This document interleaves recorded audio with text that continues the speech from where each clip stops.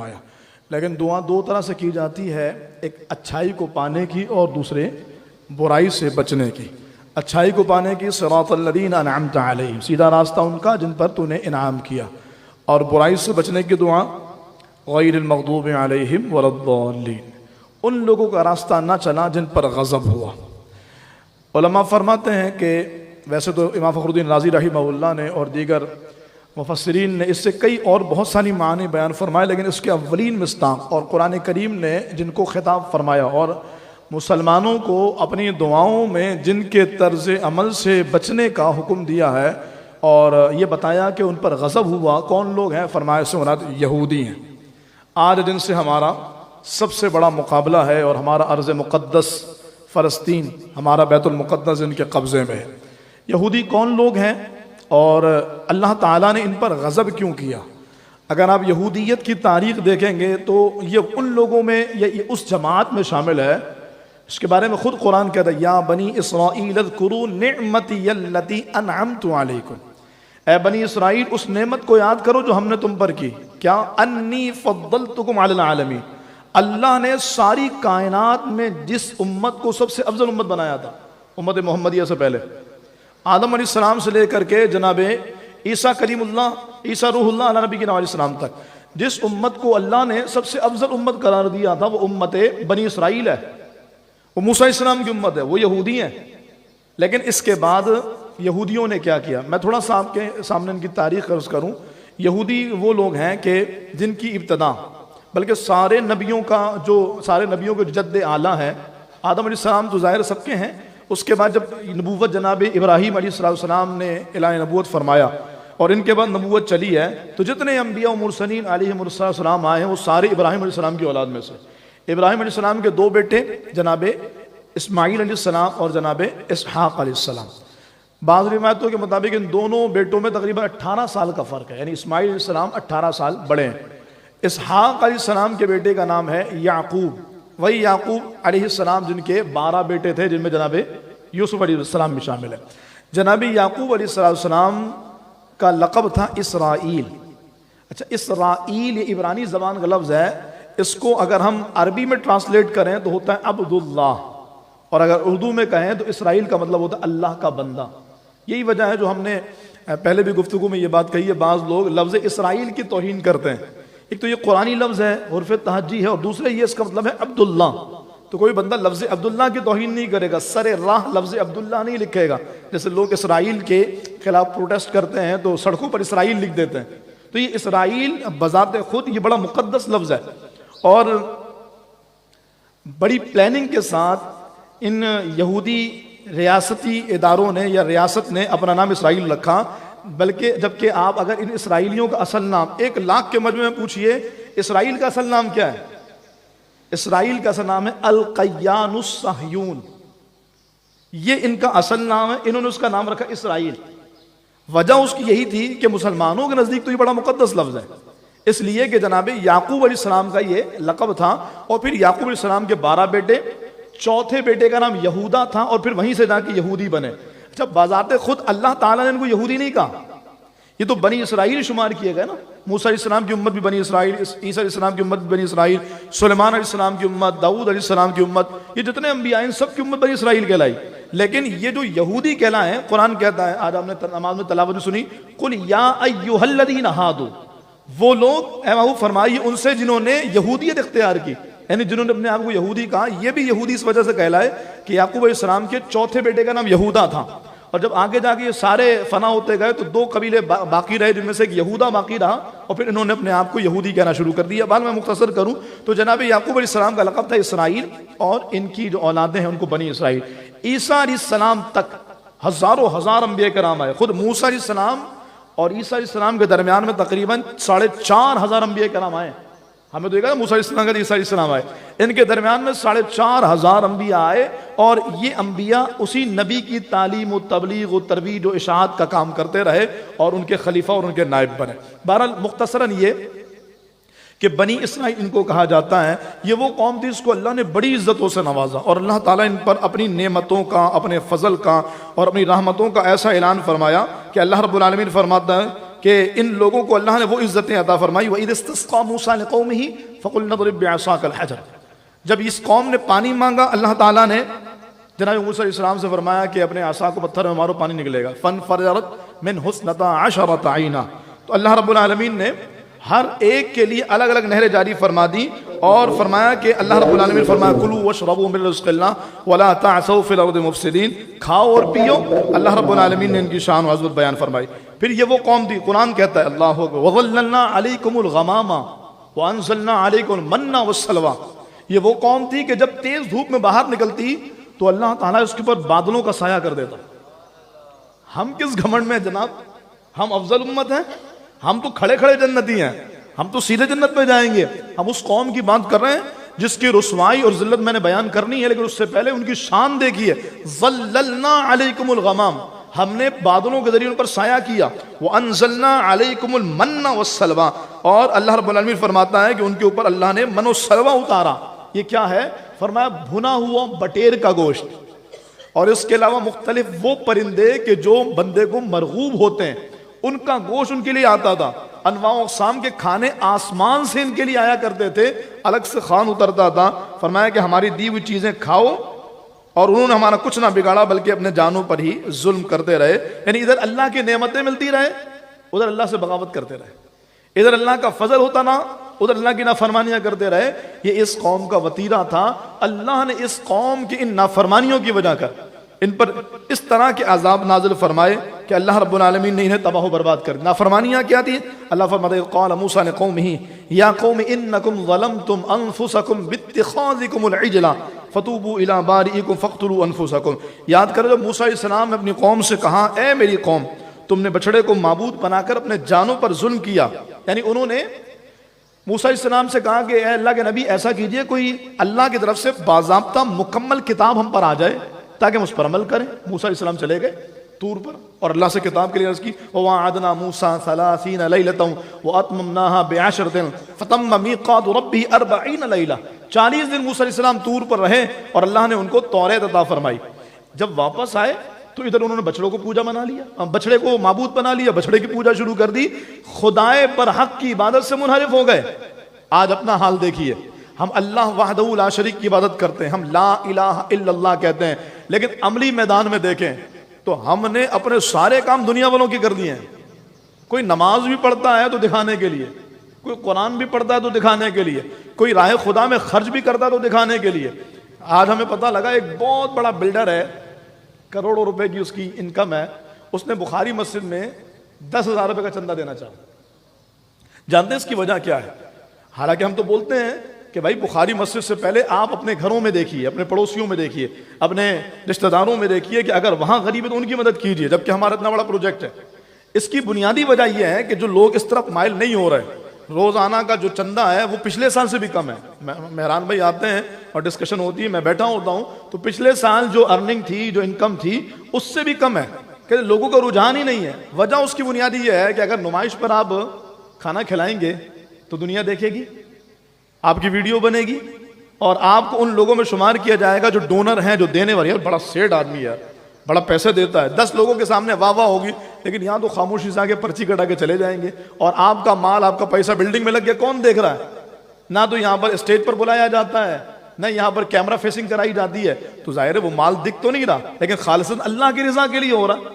تو اللہ رب العالمین نے ان لوگوں کے بارے میں فرمایا کہ انہوں نے بچڑے کو معبود بنا لیا, اور ہم نے لوگوں کی رضا, لوگوں کی خوشنودی, لوگوں کی چاہت, دکھلاوا. میں راشن تو دوں گا لیکن میرا فوٹو سیشن ہونا چاہیے. راشن تو دوں گا لیکن یہ بتاؤں کہ تصویر اخبار میں چھپے گی کہ نہیں چھپے گی. باضابطہ ایک ایک آٹے کے بورے دے کے لوگوں کے ساتھ تصویریں لی جاتی ہیں. ایک آٹے کے بورے اور عزت نفس کی دھجیاں. پچھلے سال والا وہ واقعہ آپ کو معلوم ہوگا جس میں ایک صاحب آئے اور انہوں نے ایک خاتون کو راشن دیا, آٹا دیا, اور اگلے دن تصویر اخبار میں چھپ گئی. پورے علاقے میں خبر پھیل گئی یہ لوگ مانگ کے کھاتے ہیں, اور اس ماں نے اپنے بچوں کے ساتھ خودکشی کر لی اس بات کی وجہ کر کہ غربت تو تھی ہی, اب ذلت بھی مقدر بن گئی اور عزت بھی چلی گئی. تو جس طرح انہوں نے مچھڑے کو معبود بنا لیا, ہمارا طرز عمل بھی حضور علیہ السلام نے پہلے فرما دیا تھا. رسول اللہ صلی اللہ علیہ وسلم نے فرمایا کہ جس طرح بنی اسرائیل چلی ہے تم اس کے قدم بقدم چلو گے. جیسے ایک پیر کے نشان پر تم وہی پیر دوبارہ رکھو گے تو جیسے اس پر فٹ آتا ہے، ایسی میری امت ان برائیوں میں پڑ جائے گی. اور بالکل ایسے ہی ہوا. بنی اسرائیل کو یہ گھمنڈ تھا کہ وہ اللہ کے محبوب ہیں. آج آپ نے تلاوت میں سنا قُلْ يَا أَيُّهَا الَّذِينَ هَادُوا إِن زَعَمْتُمْ أَنَّكُمْ أَوْلِيَاءُ لِلَّهِ مِن دُونِ النَّاسِ، کہ یہودیوں کو یہ گمان تھا کہ وہ اللہ تعالیٰ کے سے مکرم ہے، اور وہ یہ کہتے تھے اگر ہم جہنم میں چلے بھی گئے نا تو 7 دن 21 دن یا 40 دن بس، پھر دوبارہ ہم جنت میں چلے جائیں گے. آج آپ مجھے بتائیے ہماری اکثریت کا یہ ذہن نہیں ہے؟ یار ہم تو بخشے ہوئے، ہمارے پاس تو شفاعت ہی شفاعت ہے. ہم تو ادھر گئے ادھر جنت میں حضور کھڑے ہوں گے، اولیاء کھڑے ہوں گے، صلحاء حجاج حفاظ کھڑے ہوں گے. شفاعت سے انکار نہیں ہے، لیکن یہ بھی تو حقیقت ہے کہ رب قہار و جبار ہے. لوگوں کو جہنم میں ڈالا جائے گا. ایک ایسی قوم جہنم میں پھینکی جائے گی کہ جب سرکار اسلام بلکہ جب وہ قوم لوگوں کو پکارے گی، فرشتوں کو پکارے گی، تو داروغ جہنم کہیں گے کیا ہوا؟ وہ کہیں گے جا کے ہمارے محبوب کو اس کی خبر دے دو کہ آپ کی امتی جل رہے ہیں. داروغ جہنم کہتے ہیں اچھا میں بتاتا ہوں، پھر انہیں بھلا دیا جائے گا. برسوں بیت جائیں گے، بعض روایتیں کہتی ہیں 1000 برس بیت جائیں گے، پھر انہیں آواز لگائیں گے، پھر وہ حضور کو جا کر بتائیں گے، پھر حضور کے ذہن سے بات معاف کر دی جائے گی. یعنی کہنے کا مقصد یہ ہے کہ 1000 برس تک اس امت کو بھی جلایا جائے گا. لیکن ہمارا ذہن تو یہودیوں کے بالکل مزاج کیا ہے، مطلب ہم تو سیدھے جنتی ہیں. میں غلام مصطفیٰ ہوں، میری عظمتیں نہ پوچھو، مجھے دیکھ کر جہنم کو بھی آ گیا پسینہ. جہنم کو پسینہ آ گیا لیکن نماز چھوڑ کے اسے پسینہ نہیں آیا. رمضان کی راتوں میں عبادت نہ کر کے، رمضان کی راتوں میں فحاشی، جھولے، سرکس، میلے، گھڑ سواری اور پتہ نہیں کیا کہ اللہ وہ لائب میں پڑھ کر کے اس کو حیا نہیں آئی، اس کو پسینہ نہیں آیا، لیکن اس کو دیکھ کے جہنم کو پسینہ آ گیا. ڈراتا کیوں ہے اے واعظ عذاب نار سے مجھ کو، وہاں سرکار آئیں گے خطا جانے عطا جانے. بالکل سرکار آئیں گے، لیکن یہ بھی تو ہے کہ حضور دیکھ کے چہرہ انور بھی پھیر لیں گے. سرکار کا عاشق بھی کیا داڑھی منڈاتا؟ کیوں عشق کا چہرے سے اظہار نہیں ہوتا؟ جہاں پر رحمتیں ہیں وہاں پر پکڑ بھی ہے، جہاں پر رحمتیں ہیں وہاں عذاب بھی ہے. تو ہم نے بھی اپنا مائنڈ سیٹ یہی بنا لیا ہے، ہم جب مریں گے تو سیدھا جنت پہ چلے جائیں گے، کیونکہ جنتیں ہیں ہی ہمارے لیے. پیارے آقا علیہ السلام کے غلامی کی وجہ کر یقیناً یہ شان ملنی ہے، لیکن ہر ایک کو نہیں ملے گی. اور پھر یہ اس کے لیے جس کا ایمان سلامت رہے. یہودیوں کو اللہ نے کتنا بڑا اللہ رب العالمین سے وبال آیا. فرمایا، اللہ فرماتا ہے کہ اگر یہ سچے ہیں اپنی بات میں کہ یہ اللہ کے محبوب ہیں، فرمایا ان سے کہو کہ تم تمنا کرو کہ تمہیں موت آ جائے، تو پھر پتہ لگ جائے گا کہ موت آنے کے بعد اللہ تعالیٰ کے قرب پانے کے کتنوں کو شوق ہے. ایمانداری سے بتائیے، یہ پیمانہ اللہ نے بیان کیا. اگر ہم یہ سمجھتے ہیں کہ ہم تو بس بڑے مقرب ہیں اور سیدھا جنت میں جائیں گے، تو کیا ایسا ممکن ہے کہ اگر وہ ہم سے کہے اگر ابھی مر جاؤ تو اس بات کی خوشی ہوگی؟ اگر ہوگی تو آپ کو مبارک ہو، آپ واقعی قرب الہی پانا چاہتے ہیں. دنیا کے جھمیلوں سے تنگ آگے نہیں کہ مر جائیں یار ٹینشن ختم ہو جائے، یہ کام کی اس کی ٹینشن، یہ نہیں. اس بات کا شوق. فرمایا کچھ لوگ جو مرنا چاہتے ہیں ان میں سر فہرست وہ ہیں جو اللہ سے ملاقات کو پسند کرتے ہیں کہ مجھے اللہ سے ملاقات کرنی. اس کس کو شوق ہے؟ کتنے ایسے لوگ ہیں. تو ہم نے بالکل یہودیت کی طرز کو بنایا اور ان کے فلسفے پر عمل کرتے ہوئے اپنا سب کچھ برباد کر دیا. اللہ فرماتا ہے الذین ينقضون عہد اللہ من بعد میثاقہ ویقطعون ما امر اللہ به ان یوصل ویفسدون فی الارض اولئک هم الخاسرون. یہودیوں کا ایک اور طرز.